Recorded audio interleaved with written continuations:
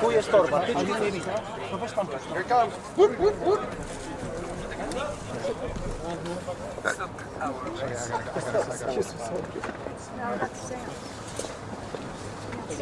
Antoś, trzeba mikrofon trzeba. Antoś, ja nie mam dźwięku. I think the main thing to take away from today is doers for the American people. Case closed. We sat for 3 hours, watched on live television on many of your networks, hours of explanation of why a Trump-appointed prosecutor who spent 15 months investigating the president came to the obvious conclusion that there is no case here. After all this time, millions of pages of records that have been reviewed, 150 witnesses have been interviewed. The conclusion was simple, that there is no case here. The case is closed. It's time to move on. House Republicans tried to make it a big deal. They want to attack the president politically. They're making it very obvious that they're trying to help the former president. And it's a failure. We need to work on the things that actually matter for the American people.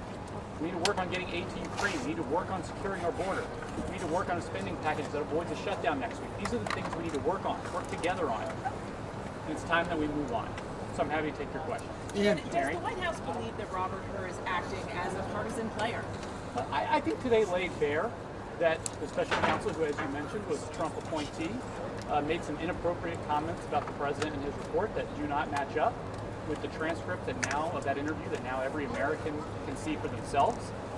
I think that the investigation that lasted 15 months came to the obvious conclusion that there was no case to be made here, that the evidence doesn't back up bringing any charges.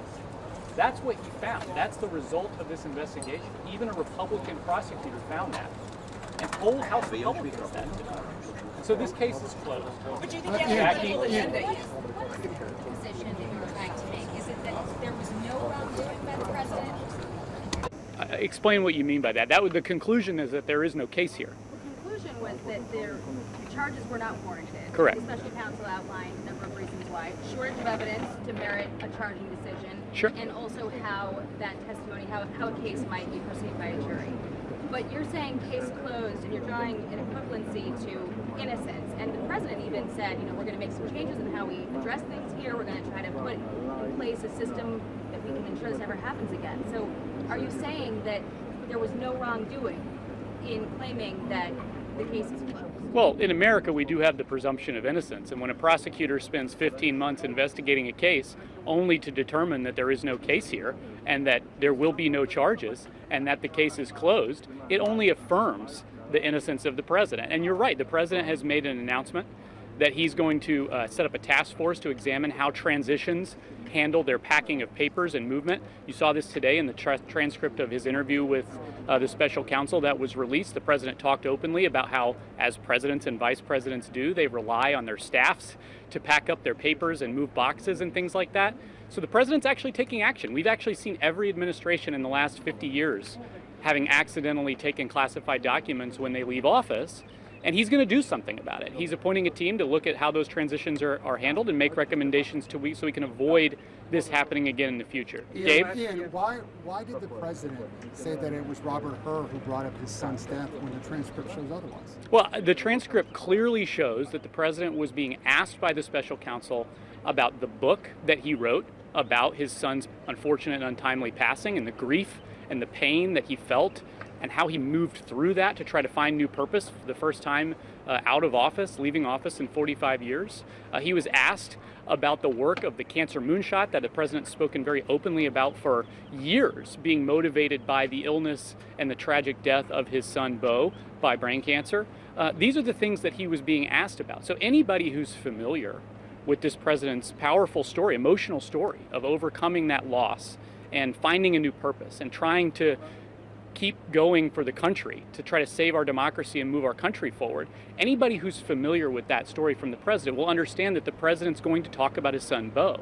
And I think the transcript makes plainly clear, and I think the American people understand this. The president remembers exactly when his son died. He carries that pain with him every day. He carries that emotional toll with him every day, and the transcript only makes that clear. MJ? During the press conference, the president... You just heard Robert Hur testifying for about 5 hours. Did the White House learn anything new from this testimony today? And I also just wanted to know, what do you think the American people should make of his statement that he has not exonerated the president? Yeah, thanks for that question. I think that the main thing I took away from the hearing today was that we had 3 hours of the Republicans showing just how hypocritical they're willing to be in order to politically attack the president. At the same time, that they and the Democrats and the special counsel himself laid bare exactly why there is no case here. The case is closed, the evidence did not support bringing charges, and it's over, and it's time to move on. Sir. And the question that you asked about him claiming that he didn't exonerate the president, I mentioned this before. We have a presumption of innocence in this country. The job of a prosecutor is simple. It is binary. I heard the special counsel say that today. You either charge or you don't charge. And so if that's the decision, and the decision is made after a 15-month sprawling investigation, looking at every possible theory, turning over every rock to try to find any evidence that they can, and the evidence does not support bringing charges, that presumption of innocence takes it to another level. There is no case here. The president is innocent, and that was the conclusion of this case. I wanted to follow up on Kate's point, because the president was pretty angry the night of the Hur report, saying how in the hell he raised that regarding the special counsel and his son's death. And the transcript does show that Hur did not bring up those deaths specifically. So does the president regret making that accusation? Look, the president was very, I think, emotional about the fact that this special counsel, who, has spent 5 hours with the president, used his report to make a patently false claim that the president somehow doesn't remember when his son died. The transcript is now available for every American to see, for all the media to see, and you can see that the president remembers exactly the day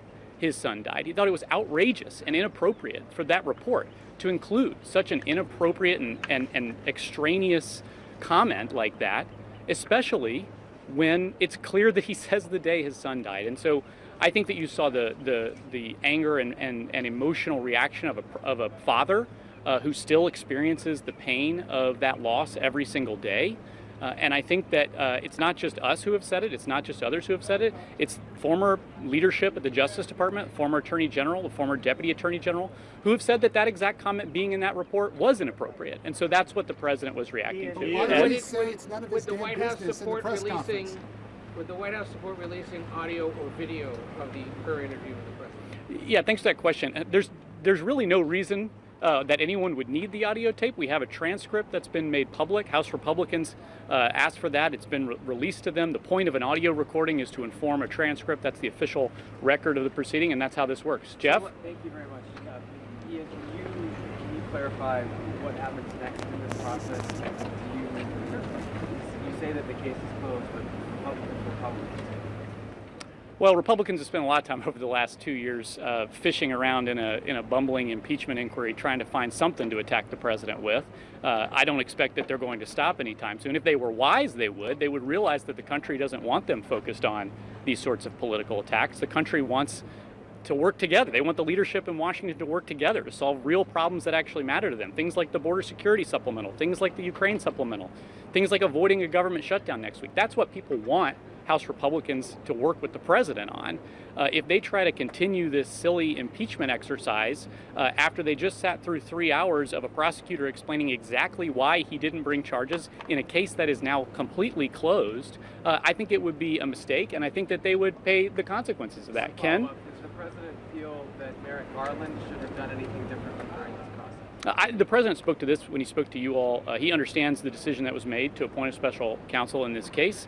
He certainly understands how challenging this environment can be. There's a lot of pressure in this environment, political pressure, especially by, like we saw today, House Republicans who are making sort of false claims of a two-tiered system of justice, and that pressure can be hard. And I think the president spoke very clearly about the appointment of the special counsel, and I don't have anything else to add. Going back to the exoneration question, is it fair to say that the White House disagrees with Robert Hur and that the report, in fact, did exonerate President Biden?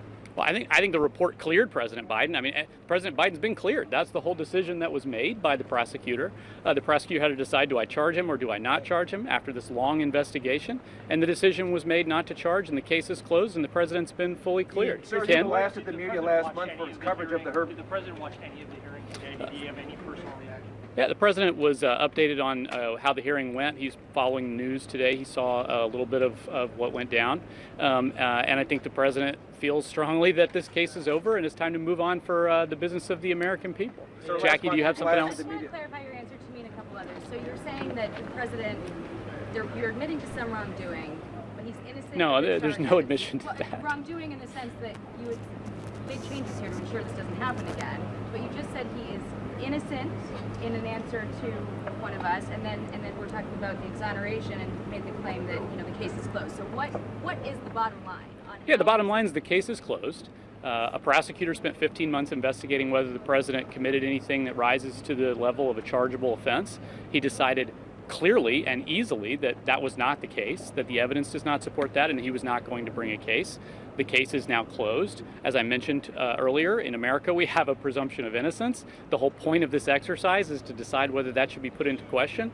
When the decision is made that the case is over and the president has been fully cleared, it's over. You bring up sort of the systemic issue of the sort of accidental removal of classified documents from government property. This has been something that's plagued the country going back 50 years.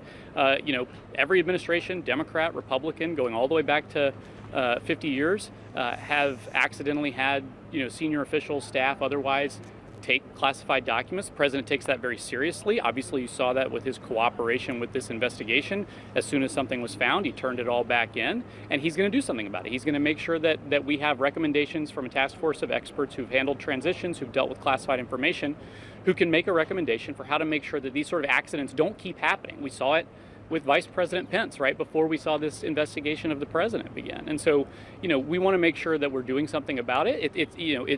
Mistakes can happen, and so it's important that everybody, work toward the common goal of protecting our national security information. And so that's exactly what the president is going to do. John? Thank you, Ian. John, go ahead. That should be your headline. Thank you, Ian. Is it the position of the White House counsel's office that the special counsel did not uncover any evidence that the president willfully retained and disclosed classified information after his vice presidency when he was a private citizen? Yeah, thanks for that question. Actually, I think this has been a big misconception with the report and the way it was presented. Sentence 2 saying that they found evidence of willful retention, and then page 215 saying, actually, we didn't find a lot of strong evidence about that.